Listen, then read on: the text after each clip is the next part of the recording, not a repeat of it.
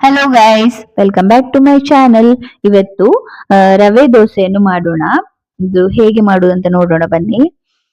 ಇದು ರಾತ್ರಿ ನಾವು ಏನು ಯೋಚನೆ ಮಾಡಿ ಮಲಗದೆ ಬೆಳಗ್ಗೆ ಎದ್ದು ಏನ್ ತಿಂಡಿ ಮಾಡುದು ಅಂತ ಯೋಚನೆ ಮಾಡುವಾಗ ಇದು ರವೆ ದೋಸೆ ಮಾತ್ರ ಬೇಗ ಬೇಗ ಆಗ್ತದೆ. ನಿಮ್ಗೆ ನೋಡಿ ಒಮ್ಮೆ ಟ್ರೈ ಮಾಡಿ. ಇದಕ್ಕೆ ಬಾಂಬೆ ಸಣ್ಣ ರವೆ ಬರ್ತದಲ್ಲ, ಬಾಂಬೆ ರವೆ 1 ಕಪ್, ಒಂದು ಅರ್ಧ ಕಪ್ ಅಕ್ಕಿ ಹಿಟ್ಟು, ಮತ್ತೆ ಒಂದು ಅರ್ಧ ಕಪ್ ಗೋಧಿ ಹಿಟ್ಟು, ಅರ್ಧ ಅರ್ಧ ಕಪ್ ಹಾಕಿ, ರವೆ ಮಾತ್ರ 1 ಕಪ್ ಹಾಕ್ಬೇಕು. ನಂತರ ರುಚಿಗೆ ತಕ್ಕಷ್ಟು ಉಪ್ಪು, ಮತ್ತೆ ಕೊತ್ತಂಬರಿ ಸೊಪ್ಪು ಒಂದು 1/4 ಕಪ್ ತಗೊಂಡಿದ್ದೇನೆ.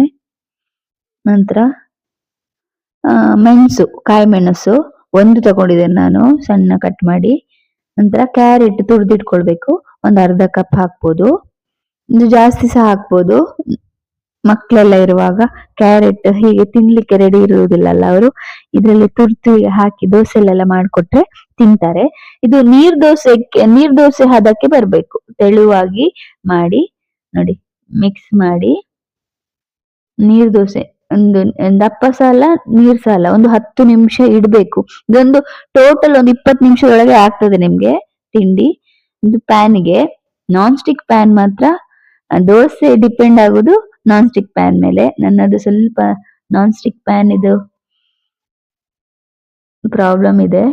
ನಾನ್ ಸ್ಟಿಕ್ ಪ್ಯಾನ್ ಮಾತ್ರ ಒಳ್ಳೆ ತಗೊಳ್ಳಿ ನೀವು.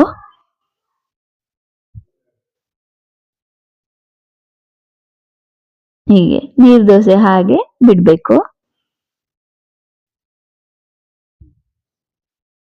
ಒಂದು ಒಳ್ಳೆ ಕ್ರಿಸ್ಪಿಯಾಗಿ ಅಕ್ಕಿ ಹಿಟ್ಟು ಹಾಕಿರ್ತೆ. ಅಕ್ಕಿ ಹಿಟ್ಟು ಆಪ್ಷನಲ್, ನಿಮ್ಗೆ ಬೇಕಾದ್ರೆ ಹಾಕ್ಬೋದು, ಇಲ್ಲಾಂದ್ರೆ ಗೋಧಿ ಹಿಟ್ಟು ರವೆ ಎಲ್ಲ ಹಾಕಿ ಮಾಡ್ಬೋದು. ಮತ್ತೆ ಇದಕ್ಕೆ ಬೀನ್ಸ್ ಹಾಕ್ಬೋದು, ಆನಿಯನ್ಸ್ ಸಣ್ಣ ಕಟ್ ಮಾಡಿ ಸಹ ಹಾಕ್ಬೋದು. ನಾನು ಅದೆರಡು ಹಾಕ್ಲಿಲ್ಲ, ನೋಡಿ ನಿಮ್ಗೆ ಬೇಕಾದ್ರೆ ಹಾಕ್ಬೋದು. ಹೀಗೆ ಬರ್ತದೆ ದೋಸೆ. ಟೇಸ್ಟ್ ಮಾತ್ರ ಸೂಪರ್ ಆಗಿರ್ತದೆ. ಅದು ಹೇಳಿದ್ನಲ್ಲ, ನಾನ್ ಸ್ಟಿಕ್ ಪ್ಯಾನ್ ಮಾತ್ರ ಒಳ್ಳೇದು ಬೇಕು. ನೋಡಿ ಹೀಗಾಗ್ತದೆ. Thanks for watching. ಹೀಗೆ ಸಪೋರ್ಟ್ ಮಾಡ್ತಾ ಇರಿ.